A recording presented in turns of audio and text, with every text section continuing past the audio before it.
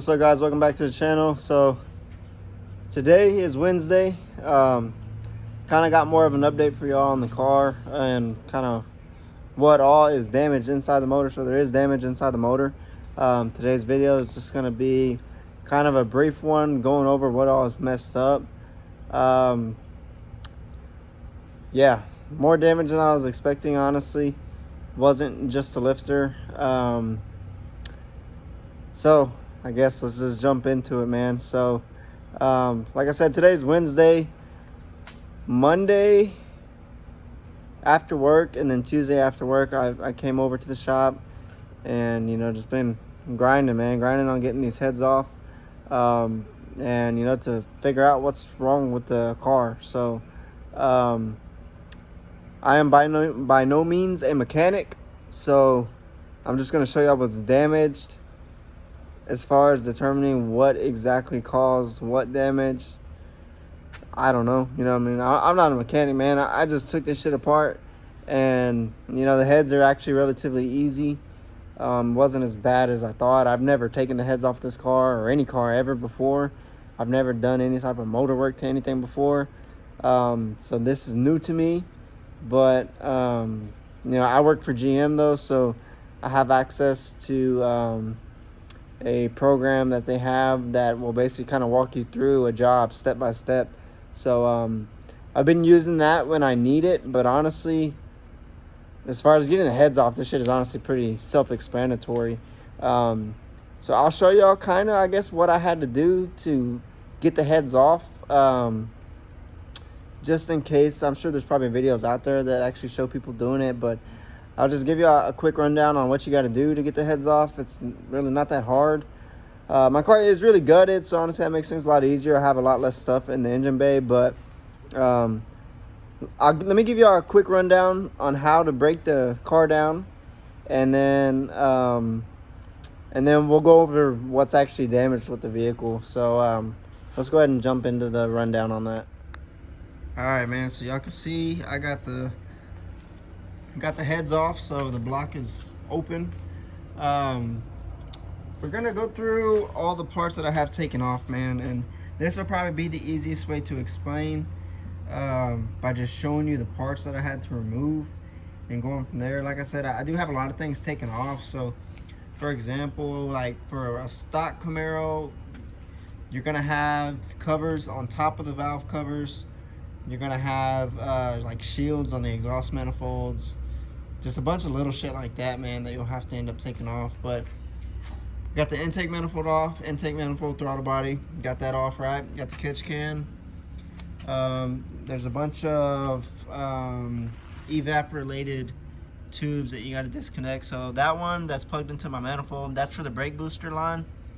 And then one of these goes to the purge valve, and then one I think is a foul air PCV tube. I think, could be wrong, don't quote me on that, but it's all like evap related stuff. Got the catch can off. This is just a fuel crossover line that runs from the passenger side head to the driver's side head. The fuel pipes, so you gotta take the fuel pipes off. High pressure fuel pump. Got to take off the injectors. So honestly, this is a pretty easy job, honestly. It's just time consuming, obviously, but getting the injectors off was probably the hardest part. Mainly because I'm pretty sure these injectors have never been pulled off the car. So there was actually quite a bit of debris down in those little holes that the injectors fit into. And so they were kind of stuck in there, honestly. So there is a special tool. Like I said, I work for GM, so I got access to special tools and stuff if I need them. There is a special tool that they use to help get these up. So once I had that tool, they just popped up pretty easy. But basically, all you got to do to get the injectors up really is just disconnect the connectors, and that's pretty much it, honestly. Disconnect the connectors, the fuel lines, and essentially they just pull up. But you just got to be careful when you're pulling up on these, because you can bend the rails if you pull up on too much on one side. Let's see what else. We'll just kind of go in the order that I got it laid out. So this is the VLOM, so the oil manifold. Basically this sits right in the middle of the motor. So This covers that whole middle section right there, and then the high pressure fuel pump and all that is on top of that.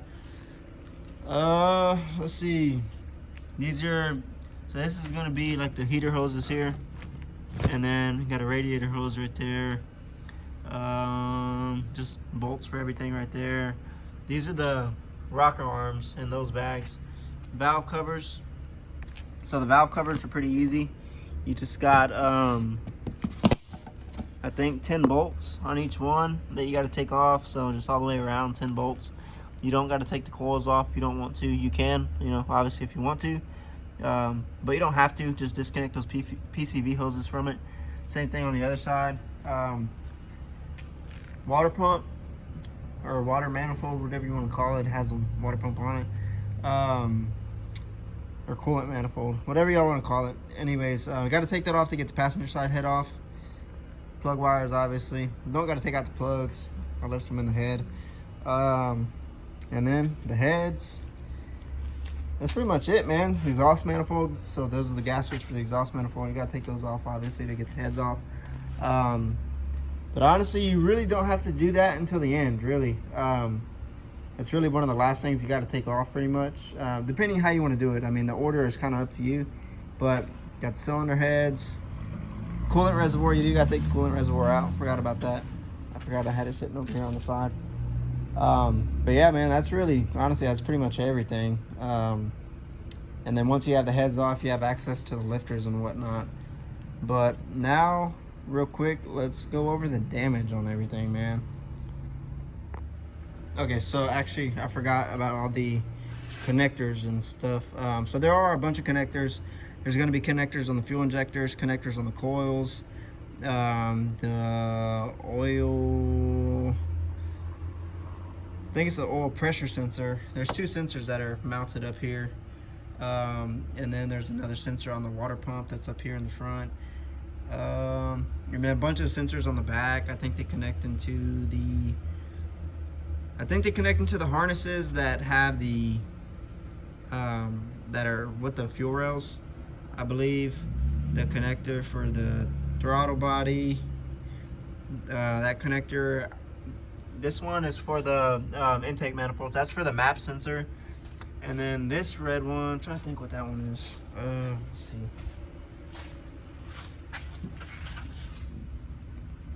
These, I'm trying to think what these are. Oh, those have to be for the coils. And then, yeah, these are for the coils. Same thing on the other side. And then I took the sensor out of the brake booster also, so it's just right here. I took that out just to give me a little more room on a couple things. And then, let's see, you got to drain all the coolant out of the vehicle. If you're going to be opening up the bottom end, drain all the oil out of it too. I haven't drained the oil yet. We're just going to pull the motor out. Got to disconnect. So there's this line that goes into the water pump manifold, whatever, and then that line goes into it as well. This line actually goes into the box that's attached to it. I think it's for the evap stuff, I believe. So this black box, pretty sure it's for the evap stuff. That brake booster line connects right there on that nipple. That's pretty much it, man. There's a bunch of little like grounds and stuff that go to the motor, and on the back, on both sides of the back. And then those one of the evap lines connects there, a fuel line connects there, and take off the lines, you know, obviously for the coolant reservoir. So yeah, man, that's pretty much it, man. I don't think I'm really missing anything besides that. To get the driver's side header off, you do have to disconnect that steering, that like middle shaft there for the steering, so it connects that into that end up there. You do got to take that off to get that header off. But that's pretty much it, dude. So let's go over the damage. So we'll start with the engine itself, the actual block. I got damage on this piston, man. So I got a piston that's fucked up. I think the cylinder is actually going to be okay from how it seems. At first I thought it was going to be really scuffed up and I was probably going to end up having to replace the block. But honestly, I think that cylinder is actually going to end up being okay. I wiped it down and it actually feels smooth all the way across the inside, so we might have got lucky with that. Let's see, so that's on the block, and then these are where the lifters go right there on both sides. And so that's the damage on the block. Let's go to the lifters now. So here's all the lifters. I don't want to say we didn't have like a lifter collapse or nothing. And luckily the camshaft is fine. So all the rollers on the lifters were fine, but on a few lifters, so on these two right here, when I pulled them out of the block, they completely fell apart, man. So I don't know if that had a little bit to do with what all metal pieces got into the motor or not, but basically those little guide pins right there, as soon as I pulled them out, they just slid right out of the lifter, and then these are all like the bearing material for it. All that just fell right out, man. So it's not supposed to do that. So the lifters were probably going to end up collapsing eventually. So honestly, it's probably a good thing, man, that we didn't end up running Louis, because literally one more pass could have completely fucked this motor.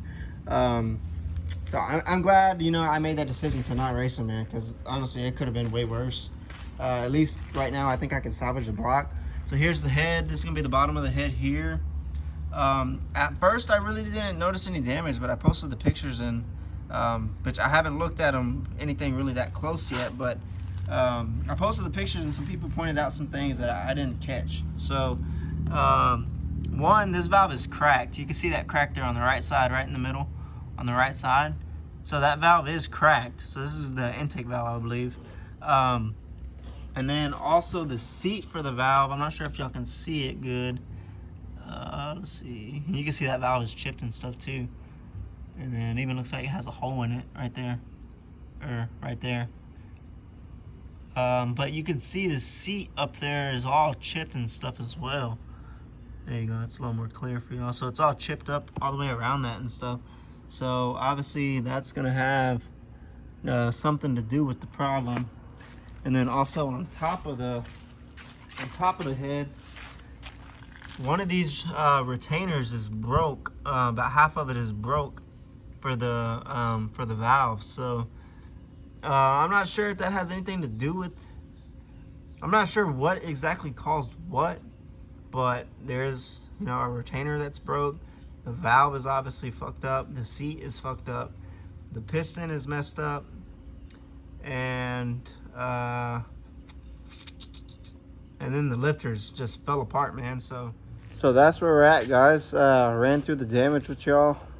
That's the damage we've seen so far. Obviously, we're gonna pull the motor out of the car and check the check everything else inside the motor. Hopefully the bearings and stuff are fine. If all the bearings and stuff are fine, we're most likely just going to do a little simple stock bottom end heads cam setup. Would be pretty cool, you know, to try to see how quick we can go with stock bottom end. Obviously GPI already has a car, you know, that's, you know, chasing that goal, but you know, I wouldn't mind maybe chasing that goal as well. But that's where we're at, man. So that's the damage. That's kind of the game plan, man. So now the next part of the plan is getting the actual block out of the car, which we're gonna take the car up to my work, use a lift and stuff too, because they're gonna have to take off the starter and stuff, which I could do that from here, but it would just be easier to do it on a lift, especially getting all the torque converter bolts out and stuff. It would just be easier to do that on a lift. So that's pretty much it, man. I just got to move all this shit now. That way I can push the car out, and then I'm going to clean up all this coolant that's on the ground, and then push it back in and put all the parts back where they are right now. But that's where we're at, man. That's the damage. Kind of sucks, but you know, it is what it is. Could have been worse. You know, it could always be worse. So that's where we're at, man. Just bear with me. Like I said, I'm going to keep trying to put out content, especially as we're working on the car. I'll try to at least post that so you'll have some sort of content. But yeah, I'm excited for the comeback, but the comeback's gonna take a while because I don't make a lot of money. So I mean, it's gonna that's you know, it's gonna cost a good bit. So it's gonna take a little time, but you know, when we come back though, this motherfucker gonna be nasty, man. Y'all know my car is super light, so with heads cam, I'm pretty sure it's gonna fly. But anyways, guys, man, I hope y'all enjoyed this video. Like I said, it was just kind of a quick rundown. Or I say quick, but the video actually kind of turned out to be kind of long. But I hope y'all enjoyed this rundown, man, and actually seeing the damage that's in the vehicle. It's a good learning experience for me. You know, this is my first time ever pulling the heads or anything like that. So now I know what to do as far as pulling the heads go. And honestly, it was not that bad. If you ever had to pull the heads on your Camaro, especially if your car's like kind of gutted and stuff, I highly recommend doing it yourself, man, because it's not bad. And you don't really need any special tools, honestly. Anything crazy, at least. You will need like fuel line tools, you know, to get the lines off and stuff. But besides that, man, that's pretty much about it. And maybe for the injectors and stuff, if they're stuck in the head. But that's the rundown, man. So that's where we're at. And like I said, I will keep y'all updated along the way. But I hope y'all enjoyed this video. If y'all did, give it a thumbs up. New to the channel, please subscribe. Please subscribe, guys. I low-key, I need that little bit of ad revenue to go towards this block. If anybody feels like donating, hit me up. You know, I'll give y'all my Cash App if y'all happen to feel really, really generous. I'm open to it. Obviously, I'm not asking for y'all's help. I don't necessarily need y'all's help or nothing. But you know, if you're feeling really generous, hey, I'm not gonna stop someone from wanting to donate towards the build. But anyways, I will catch you on the next video, man.